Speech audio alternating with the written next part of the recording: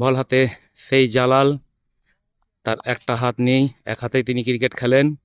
Bat করবে রবিউল। প্রথম বল reverse করার চেষ্টা, ডট বল।